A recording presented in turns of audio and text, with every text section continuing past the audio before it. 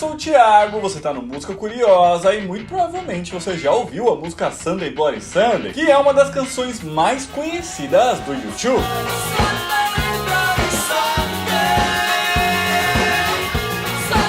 Porém, você conhece a história real que inspirou a composição dela, que traz um conflito de séculos, envolvendo até mesmo religião e que culminou no episódio de grande violência por parte do exército britânico contra a parte da população da Irlanda do Norte, que resultou na morte de 14 pessoas que participavam de um protesto lá no início dos anos 70, com esse dia ficando conhecido como Domingo Sangrento? Caso não conheça, eu queria saber um pouquinho mais sobre isso, fica aí que eu já conto.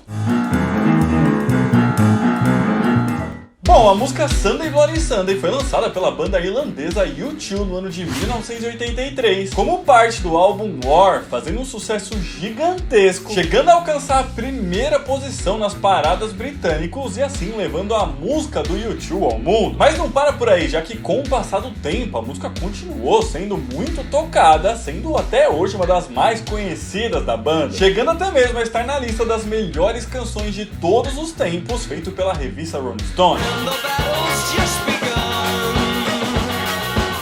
This many lost, but Isso tudo não só por conta da qualidade técnica dela, mas também por conta da história real de um dia muito triste que ela conta. Esse dia foi 30 de janeiro de 1972, quando o exército britânico matou 14 pessoas, sendo 6 delas menores de idade, além de ter ferido outras 26 que estavam protestando por direitos civis e contra a prisão de algumas pessoas que tinham sido detidas sem direito a julgamento. Dia esse que ficou conhecido como Domingo Sangrento, ou em inglês Bloody Sunday. Mas a história desse conflito não começa aí, sim séculos antes, mais especificamente no ano de 1542, quando a Inglaterra domina o território irlandês. E assim, o rei inglês Henrique VIII torna-se também o rei da Irlanda. E a partir daí, muita coisa acontece ao longo dos séculos. Entre eles, a divisão do país em dois, inclusive com motivações religiosas entre dois grupos cristãos, já que os católicos eram considerados ali meio que cidadãos de segunda classe, perdendo inclusive direitos políticos e administrativos, e com os protestantes que seguiam a mesma linha de pensamento e fé que os ingleses, ganhando força por lá, e assim criando grandes confrontos não só religiosos, mas também de pensamento, com os católicos defendendo a independência do país e a maior parte dos protestantes a favor de continuar sendo colônia. E claro que tudo isso gerou algumas tentativas de independência, sendo uma das mais importantes a chamada Rebelião Irlandesa,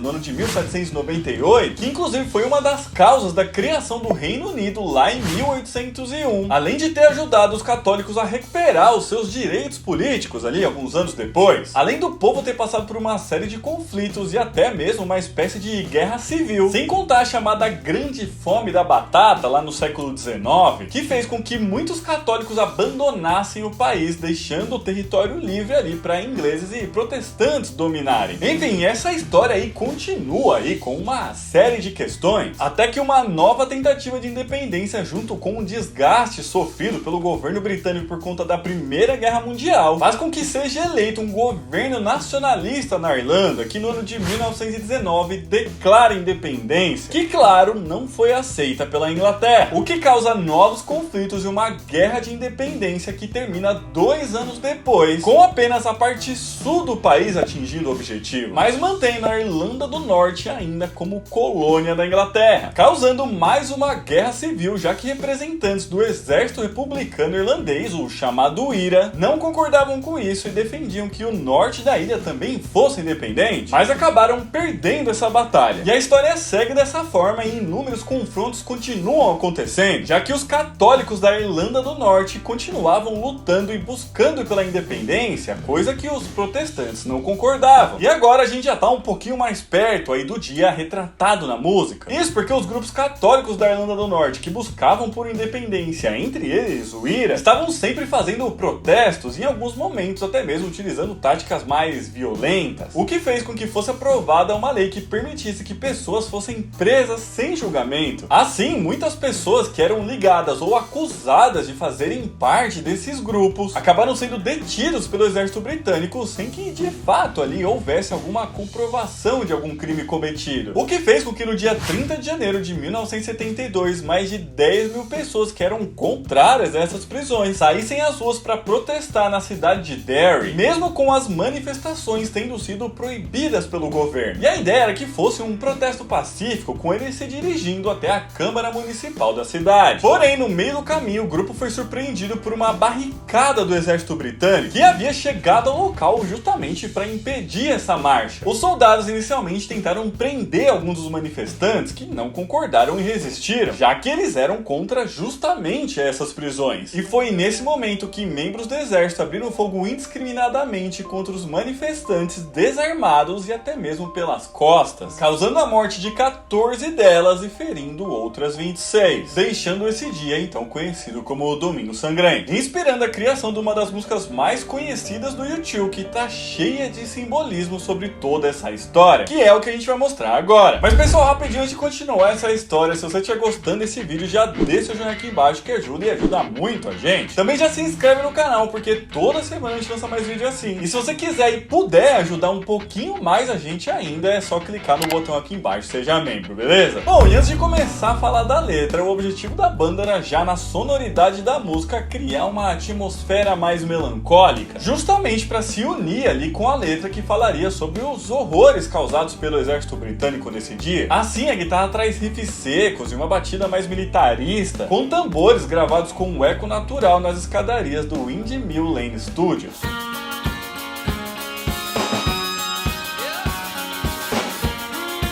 E a letra, já em seu início ali, fala em como ele não acredita nas notícias que ele tá vendo, né, sobre o que aconteceu, trazendo a morte de todas aquelas pessoas e mostrando ali até mesmo um certo cansaço de toda aquela violência ali que o povo da Irlanda vinha sofrendo há séculos. Com eles dizendo: não posso acreditar nas notícias de hoje, não posso fechar os olhos e fazê-las desaparecer. I can't believe the news today.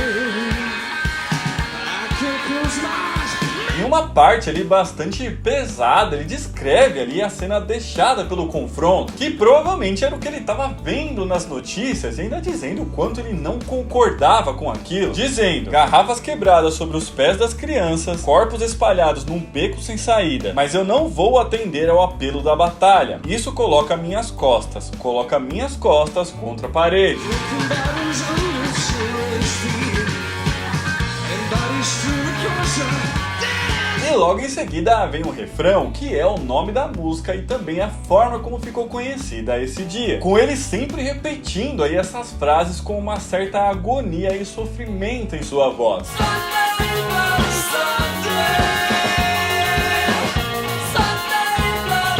Depois ele se refere um pouco mais aí a essa batalha que dura séculos, com muitos já tendo perdido a vida e famílias sendo dilaceradas. Além de falar que ela ainda não acabou e que pode ainda causar mais desgraças, e que na verdade ninguém tá ganhando com isso, deixando ainda a letra mais melancólica, se é que é possível, dizendo o seguinte: e a batalha apenas começou. Há muitos que perderam, mas diz-me, quem ganhou? As trincheiras cavadas em nossos corações, e mães, filhos, irmãos, irmãs dilacerados. And this battle's just begun. There's many lost, but tell me. E é dessa forma aí, falando de união, mas também de batalhas e mortes, que a letra segue até o final. E foi justamente essa mensagem e a tragédia que ela trazia em sua letra que fez com que ela se tornasse uma das músicas mais conhecidas no mundo até hoje. Uma curiosidade é que quando eles lançaram essa música, a gravadora que eles faziam parte chegou a dizer que ela nunca tocaria nas rádios, muito por retratar um confronto que trazia controvérsias dentro do país. Mas ela tocou e tocou muito, tanto que logo após as primeiras reproduções eles tiveram até mesmo que se pronunciar, dizendo que aquela não era uma música rebelde e que eles não tinham um lado ali dentro daquele confronto, que também era religioso, conforme eu contei, né? Com a ideia sendo mais mostrar toda a violência e que essas divergências estavam trazendo, e clamar ali pra tentar trazer paz pro povo, coisa que eles continuam fazendo, inclusive até hoje. Vale dizer que essa não é a única música feita que retrata aí esse momento. Outras que também ficaram conhecidas é a Give Ireland Back to the Irish, lançada pelo Paul McCartney junto com a banda Wings.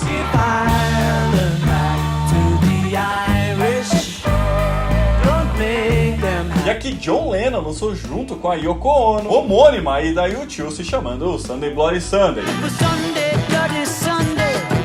the shop of people there to cry the Pessoal, claro que isso aqui tudo é apenas um grande resumo de toda essa história que tem muitas nuances, detalhes, enfim, um monte de coisa, né? Que com certeza vocês podem achar em mais informações se vocês quiserem no próprio YouTube, beleza? Mas então é isso, pessoal, esse vídeo vai ficando por aqui, espero que vocês tenham gostado e se gostaram já deixa o joinha aqui embaixo, tá bom? Comenta aqui pra gente se você conhecia toda essa história e que essa música falava aí desse dia trágico. Aqui dos Ares tá deixando outros vídeos pra vocês assistirem, um beijo, até a próxima e tchau!